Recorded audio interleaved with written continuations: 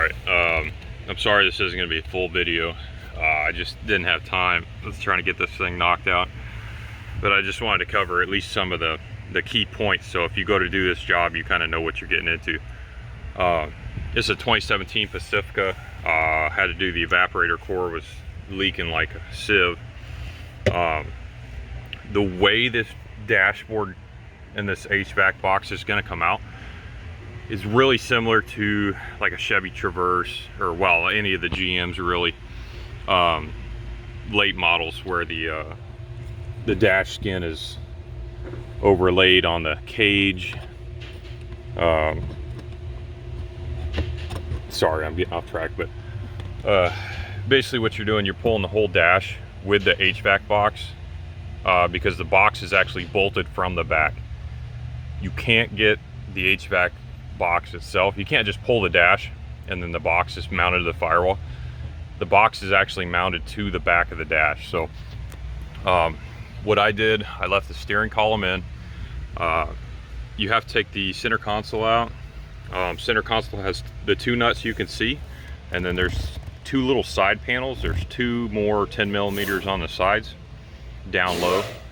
It may be easier to pull the seat. I left the seats in. I also left the steering column in place.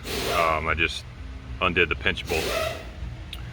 This bin, this little cubby has to come out, which is a couple screws, some clips, and then a few more screws, because you have to get to this center duct behind the cubby. As well, you have a bunch of harness. You have ground wires that run underneath the carpet. I don't know if I'm not going to be able to pull it back far enough, but they're somewhere in here. There's two, and then there's one over here. Sorry, I got cut off, but you have three ground wires running under the carpet, and then this one airbag connector comes all the way back to here. The rest of it is pretty typical, you know, all your side plugs, your bulkhead connectors. This one was fully loaded. I mean, this thing has like every option. So I did take the screen out. You don't have to do that, but you know, just for me, safety and security, I went ahead and pulled the screen out. It's just clips all the way around.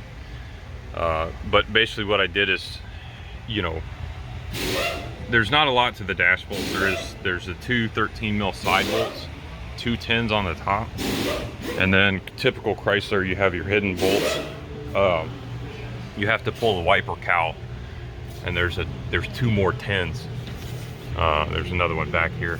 There's two more 10s underneath the wiper cowl, holding this thing in. So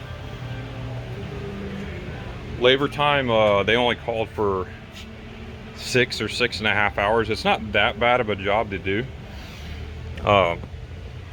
but you know, basically it's pretty straightforward as far as, you know, a dash removal goes. You know, just a lot of plastic. You do have to drop down your neutral release, your emergency release there. A lot of connectors, your driver's side. I dropped the driver's side airbag. I may not have had to, but I was expecting to have to drop the steering column. So that could maybe stay in place. But if you really wanted to do this, you know, a little more thorough, I would pull the seats, and then you can take the dash all the way out. But what I was able to do, like I said, was I rolled the dash over. You know, we put some cardboard on the seats, rolled the dash over onto the seats, and then I was able to finagle in here. There's only like 5-10 millimeters that hold the HVAC box on. It's really straightforward. There's a couple plugs and some 10 millimeters, and it falls right off of there. So yeah, it's not too bad. It's just, like I said, you got to make sure all your hidden wires and stuff. Your center duct is a little annoying, and then the two bolts under the hood underneath the wiper cowl. Other than that, pretty straightforward. So one more thing I wanted to point out, in case you notice, there's it's either a 7 or an 8 on either side right here. Go ahead and throw those over your shoulder. According to the service procedure, all they're for is for alignment during assembly. So they instruct you to just discard them. So all you need is your 213s and throw that little one in the garbage. It's not holding any weight anyway.